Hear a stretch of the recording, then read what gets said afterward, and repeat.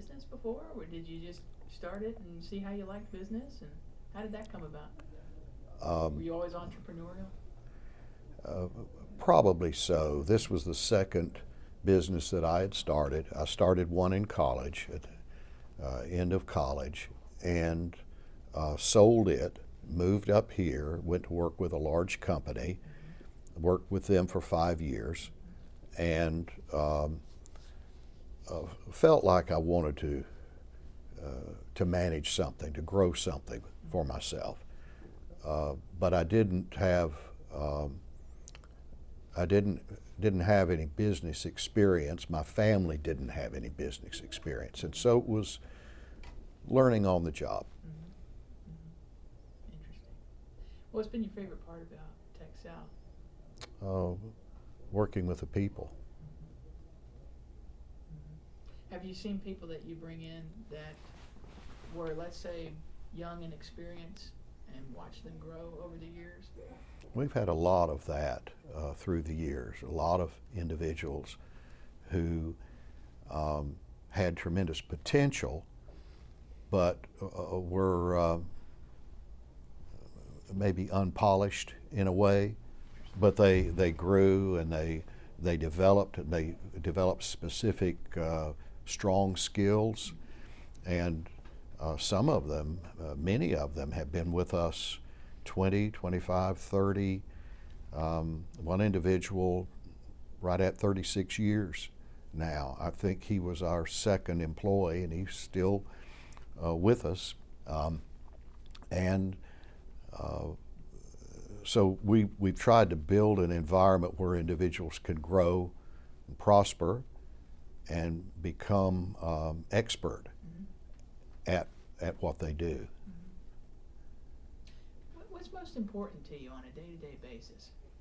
What do you think about most? Um, I think about the growth of the business. I think about uh, the talents that we have and how they can be remixed in order to accomplish new things.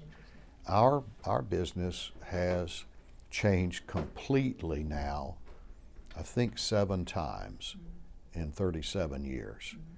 Mm-hmm. What we began doing in the early days became a dinosaur in about 4 years and ceased to exist in 9 years.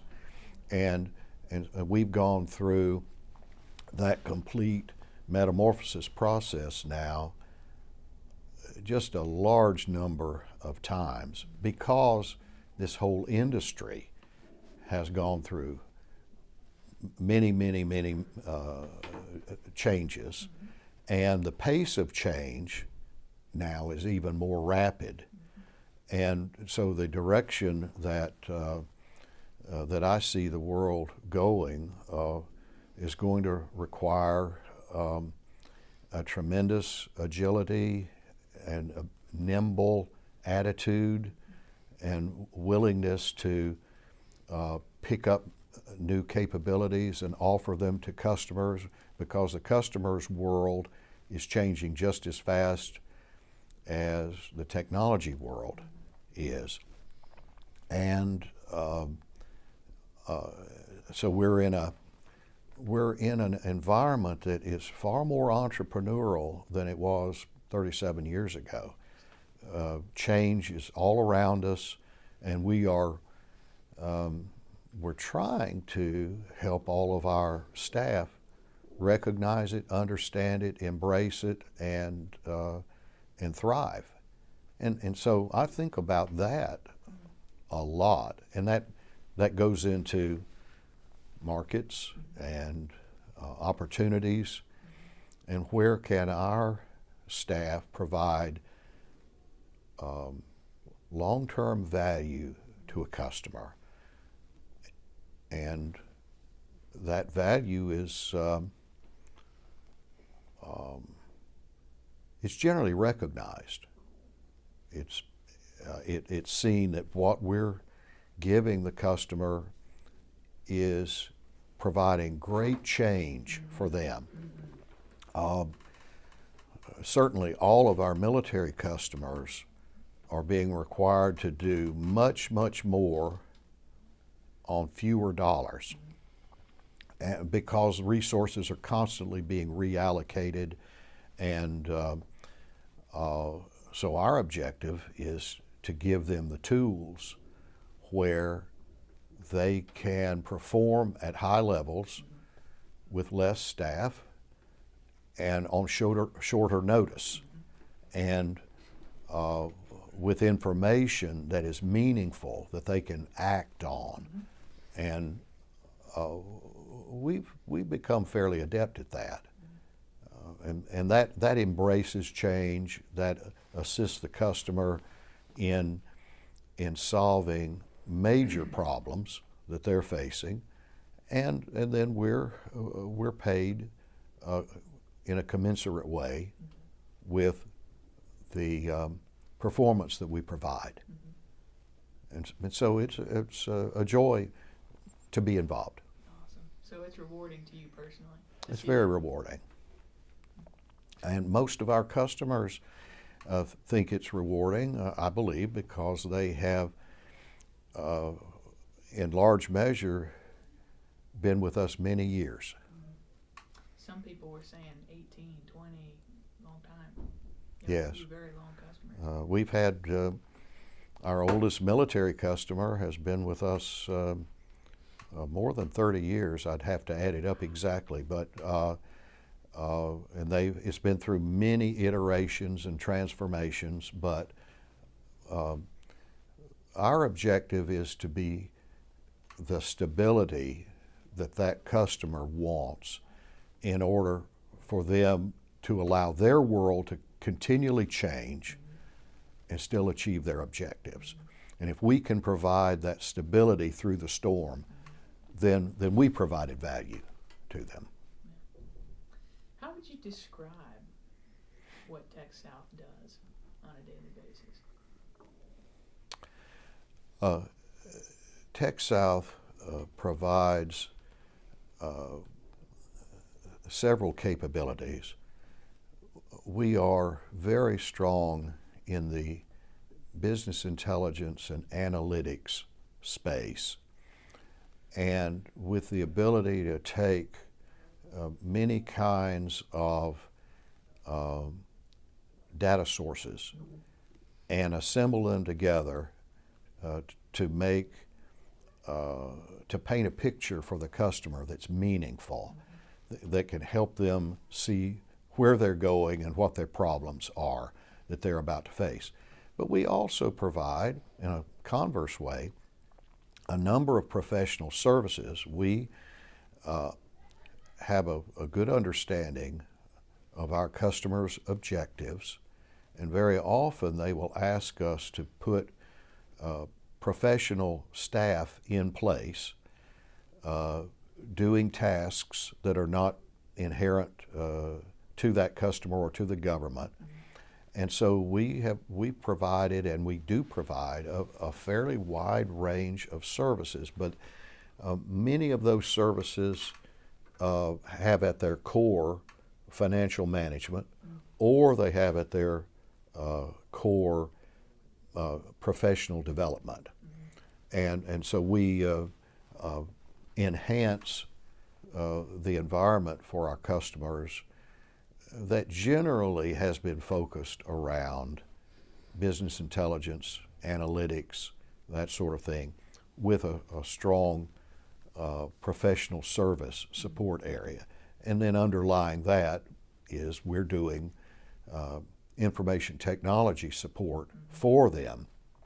But in most cases, they're not buying information technology support. They're buying a solution to what they perceive as some of the larger problems that their organizations face.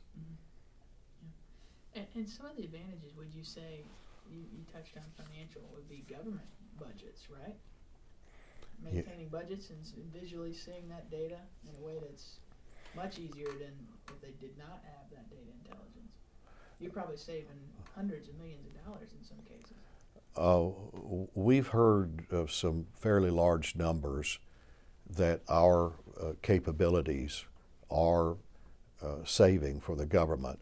The government is in a strong push and has been for many years to greatly improve its efficiency and its performance. And our government customers are all charged with that mandate, and financial performance is an area where it's easily identifiable. It's easy to determine that you are performing or that you are making it where they can perform at a higher level with greater scrutiny to a far greater level of detail.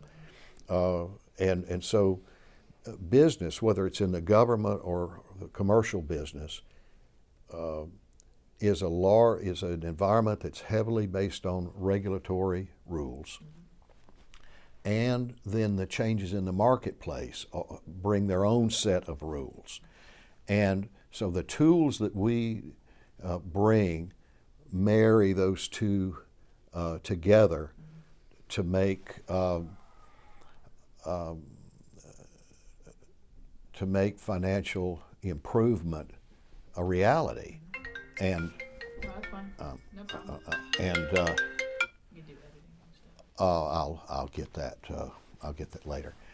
But we have provided financial improvement tools from the very beginning, and I had the good fortune of hiring a number of expert financial analysts who also understood technology and were able to marry those two worlds together. And we do that for customers every day. And the results are improving performance everywhere, and specifically in the military, in the Air Force, Army, and Navy, we've had a fair amount of success doing that.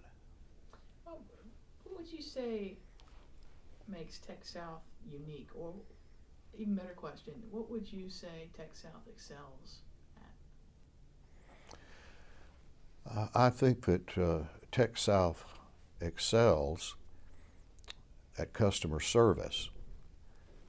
And I think that comes from having a culture that we've developed over many years that's very family-oriented, is very supportive of the individual growth, and it has encouraged our staff to give a lot of themselves to their work and to their customer. And by doing that, we've been successful delivering a lot of capability to our customer base. So I'm going to say that culture and customer service, they're just two sides to the same thing, but I think that we have built something that we could be proud of and enjoy, and like being a part of, and then that's a feel-good kind of thing for our customers. And they enjoy having us around. They enjoy having us work with them and solve their most pressing problems, which become our most important successes. Would you talk about what attracted you to the ESOP? Sure. We have been building a close-knit staff of personnel for a lot of years. And there has been change through the years, but we've had a number of people that have remained with us through long periods of time. And it's not easy building a culture of of support of an individual, support of a family, support of the community. But as we have built that through the years, that culture is what we have that I find the most pleasant to look at. And so in order to maintain that, the best thing to do is to transfer some ownership of the company onto the group that has built that has the camaraderie and the expertise in that area. And so, and then in addition to that, we have a problem in this country that there's been a demise of defined benefit pension plans in favor of 401k type of plans. And that has put the responsibility on individuals to kind of manage for their own retirement. But once we got right into the mix of ESOPs, we recognized that what an ESOP brings the individual employee is just a tremendous benefit for their retirement. It's not a short-term benefit. It doesn't. It's not something that in the early days of their working with an organization that they're going to be able to utilize in most of the ways that you would think of as an owned stock. But it is a long-term benefit for retirement, and it allows individuals involved in ESOP-owned organizations to have a much greater wealth level at retirement than those who do not. So it made sense from that standpoint. We work with our friends. All of our co-workers would fit into that category, and they're excited about it. We're excited about it. Now it's very complicated to get there. It's even expensive to get there, but it was worth doing. And so we've planned it for 2 years, or a little over 2 years, and now we have the first capability implemented. We will become a 100% ESOP-owned entity in the relatively near future, and it gives me a lot of satisfaction to be able to turn the organization over to the individuals who've really built it. Special. It's special, yes, it is. That's so exciting and important. You're so employee focused. Has that come back to you over the years? Oh, sure. That's the joy, really, of working, is working with good people, working with people who are capable and professional, who are happy in what they do, who are accomplishing great results, and that's pleasant. And I would say that we are employee oriented, and we always want to be, because that's the value that we have. And the power of people is much stronger than the power of systems. And we want to encourage our staff, our employees, to be as strong as they can be. And we think in an ESOP, they have more opportunity, more encouragement to do that. And then let their value of wealth greatly grow. These are our friends, and it's what you want to do for them. We think it was the right thing for us. In fact, I think it's the right thing for many, many businesses.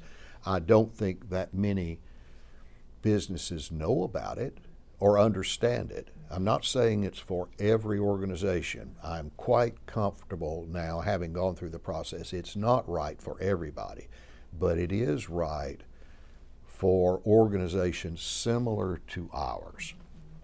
And it's good for me because it gives me a path to exit at some point in the future, knowing how things are going to be managed, and a lot of my life's work be maintained and hopefully greatly improved on. Right. Yeah, you've shown a great loyalty to your employees. If you had sold to another company, it could be hazardous. Who knows what could happen or where they could go, and you know what I mean? Well, I know they must appreciate it.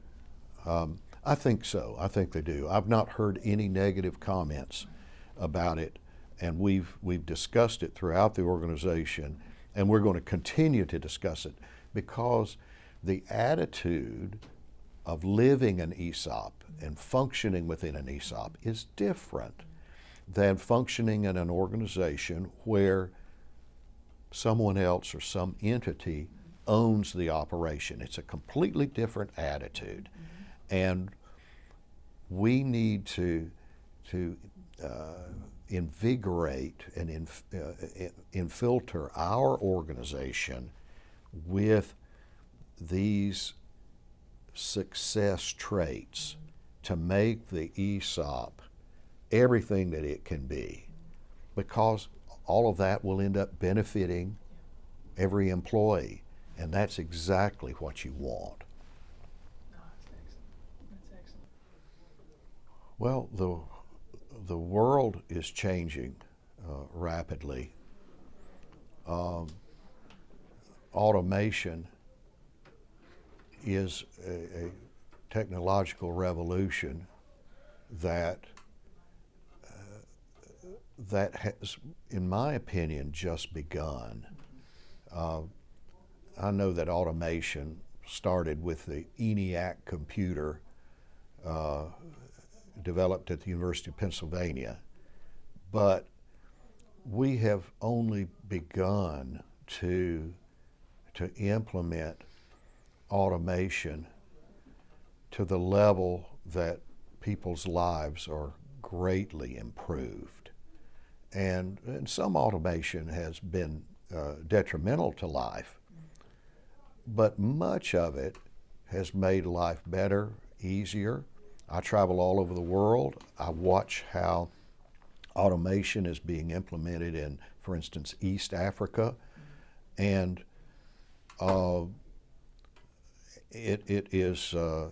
it's truly improving lives. The negatives are small, the positives are big.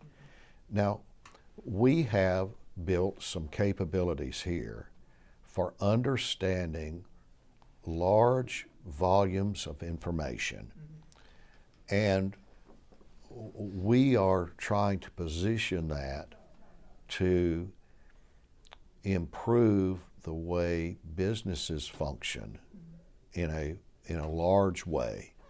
So we are undergoing a technological revolution even within our own organization to try to match where the world appears to be going. And we're not aiming in all directions. We've got a fairly narrowly focused set of targets that we think are near term and capable of being accomplished.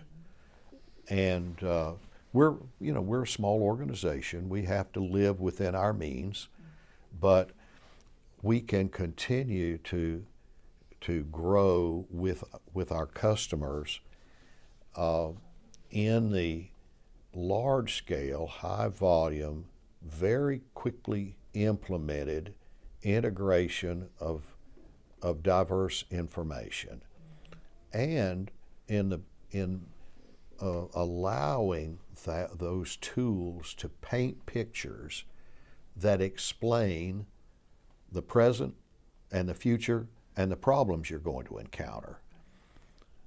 And so we have really worked on building some capabilities that we think are world class, and we want to roll those out in a large way. As a small organization, that has its own set of challenges, but we're chipping away at it, and we're rolling them out into some very large entities, like the Army, like the Air Force, like the the fighting commands, in certain medical areas. We're rolling them out to our organizations that are much, much larger than us, to allow these capabilities to grow and flourish. And so that's the direction that we're heading, and then we're trying to support it with the right level of professional services, with the right level of employee engagement, customer service, and employee enjoyment. If an employee, a coworker of ours, is happy with what they're doing and how we're positioning what they're doing to work with a customer, they're likely to stay with us a number of years and grow. And that stability is something that we want. We think the world needs it. There's been too much. We're not very much into the gig economy, where you work for an hour or a minute or a couple of days and then you do something different. Our customers really want stability, and we might work a particular task for them that could be short term. It might just be a few weeks of effort. But in the broad spectrum of things, there's an objective they're trying to achieve, that this short task is just one component. And so we're trying to bring all of that together to make their objective achievable. And generally it has to do with technology, large volumes of information, the integration of data, and so we have built tools to do that in hopefully a superior way, and we believe that's so. So I believe that we're well positioned, at least for the next 3 or 4 or 5 years. Technology is moving so fast. I'm not sure what technology will look like in 10 years. I might get in my automobile and fly home in 10 years. That's so things are changing very fast, but what we're trying to do here is make it to where all of those changes can happen, but what will be driving those changes is lots and lots of information, big data sets, and organizations are going to have to be able to both manage and understand all that data and compress it to where it has meaning, where it's telling them something specific. And so we're hard at work on that to make the complex simple and understandable. How important is speed involved also for the customer to be able to interpret it quickly? Well, there's no time anymore to analyze something for weeks and weeks and weeks.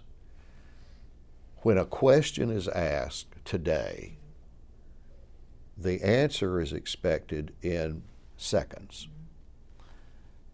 Our systems are designed to provide the answer in seconds. Now, in some cases, it might take minutes if it's a really, really complex question. But the days of being able to go in the back room just work and massage the information and manipulate it and so forth. Those days are just about past. We want a fast answer because in business, we need a little vector changed right now. We may need to move 1 degree in order to avoid some big problem. Well, we've not got to know that it's 1 degree and in which direction it is. We need an answer now. We can't afford, and no business can afford, and certainly the government can't afford, to wait and assume that they're going to get the answer in a few months, because that's just not the way the world works anymore. So speed is critical. Agility is critical. The ability to make minor adjustments many times during a day is critical. And then implementation. You know, systems used to take 2 months to 5, 6 years to implement. Well, now a system had better take 2 or 3 days to a couple of weeks to a few months at the outside to implement it. You've got to show that you've got a capability that's going to provide value right now, because we've all become very impatient people. We're under a lot of pressure, and we have to respond. So speed is a driving factor underlying everything that we do. Awesome answer. All right, last subject. Bob has suggested that you have a metaphor, a cat going through a garbage can. I want to hear this story. Can you tell it to me? Yes. Okay. I had a friend who is now deceased, but who was a world-class wood sculptor, and in fact, Florida State University bought his collection some years ago, and I won't name him, but he was a class gentleman. And when I visited with him in the many years ago, he gave me this wood sculpture, which, as you see, is a cat tenaciously hanging on to the top of a garbage can, eating fish heads out of a garbage can just full of fish scraps. And I saw this, and I told him at the time, I said, I believe you have carved me, and you've carved my philosophy of business. And he asked, well, what do you mean? And I said, well, I live on scraps. I live on everything that the big boys, the really big companies, either can't do or it's just too small for them to pay attention to. But I can live very well on scraps.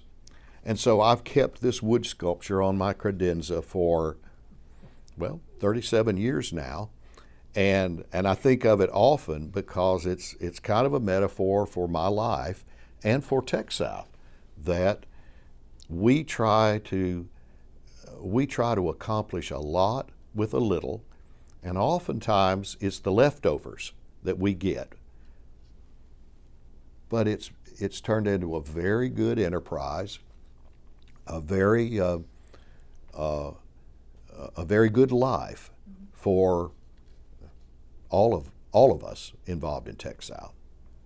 And yes, Bob saw this one time and asked me about it, and it's been sitting on my desk since the beginning, carved by this very good close friend. What a nice story. Excellent. Well, thank you so much, Steve. Okay.